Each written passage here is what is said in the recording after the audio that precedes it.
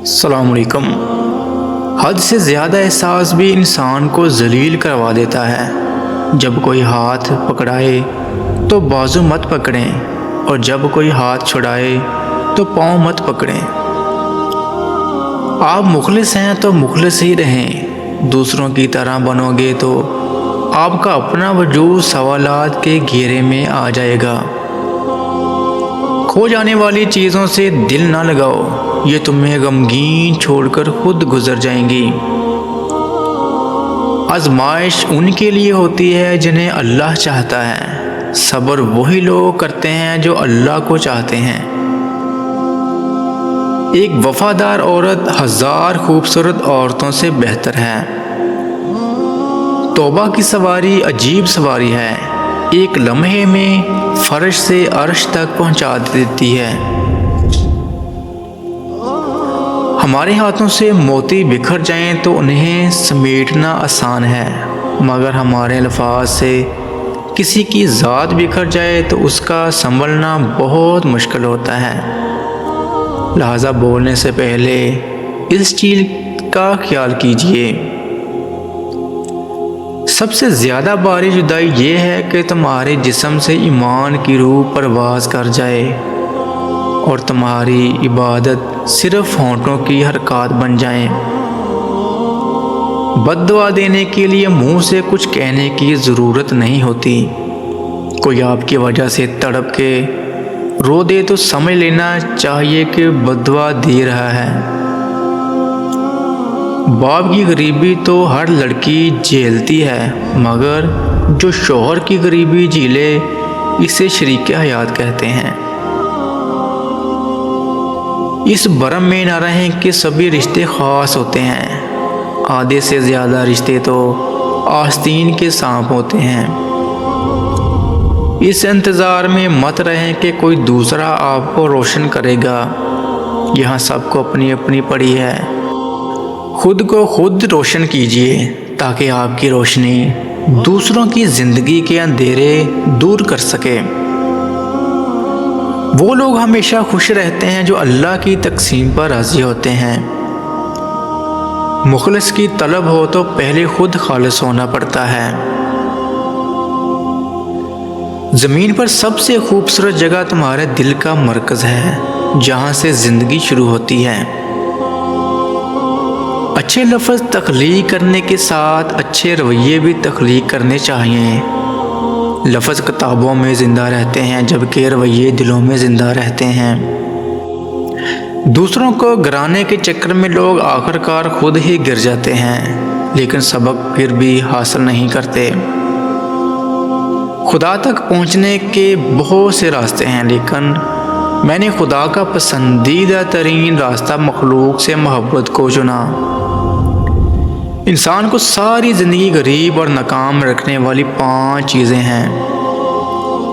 Number 1 جہالت، number 2 لالچ، number 3 حسد، نمبر 4 سستی اور نمبر 5 ناشکری۔ صرف 2 لوگ مقدر بدلنے والے ہوتے ہیں، ایک وہ جنہیں وفادار دوست ملتا ہے اور دوسرا وہ جن کے ساتھ ماں باپ کی دعائیں ہوتی ہیں۔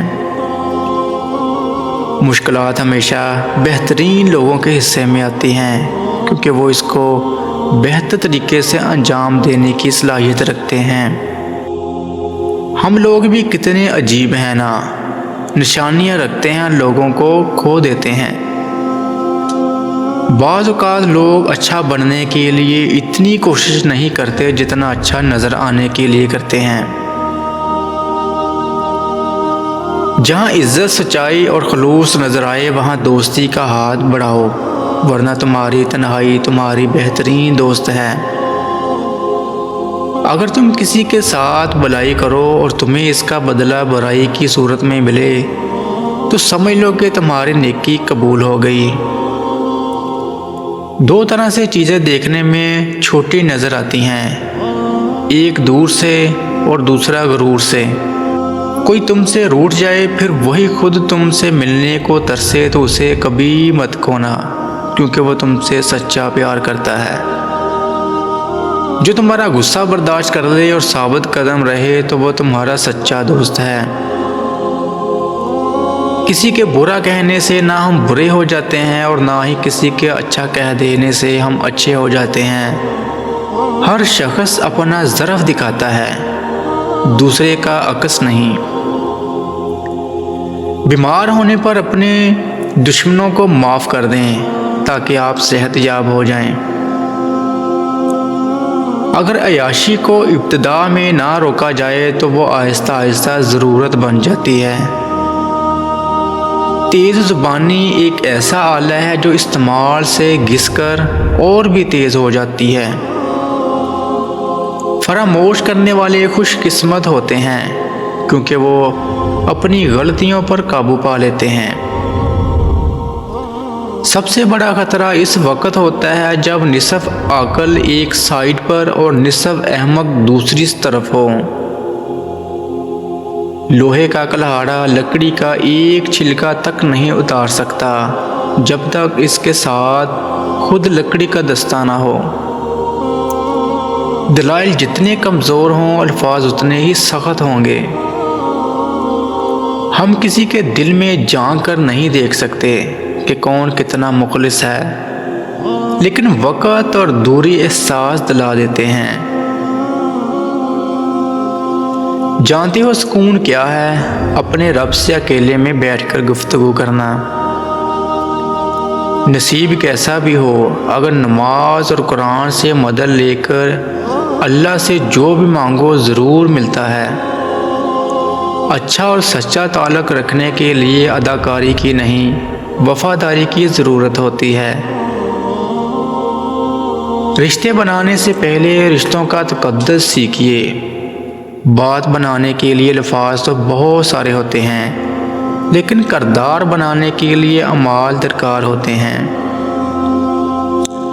اچھے لوگوں کا تمہاری زندگی میں آنا تمہاری قسمت ہوتی ہے اور انہیں سنبھال کر رکھنا تمہارا ہنر۔ رشتوں کو نبھانے کے لیے یقین، بھروسہ اور اعتبار کا ہونا بہت ضروری ہے۔ بدتمیزی کا تعلق تعلیم سے نہیں تربیت سے ہوتا ہے۔ جب اللہ نے تمہارے دل میں کچھ ڈالا ہے تو یقین رکھو نصیب میں بھی وہی ڈالے گا۔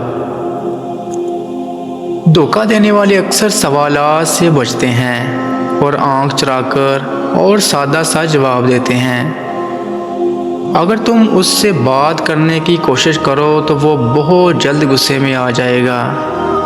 ان کے رویے میں اچانک سے تبدیلی آ جاتی ہے اور وہ ہر وقت ڈرے ڈرے اور نروس رہیں گے۔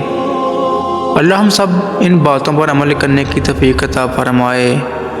اپنا اور اپنوں کا خیال رکھیں۔ اللہ حافظ۔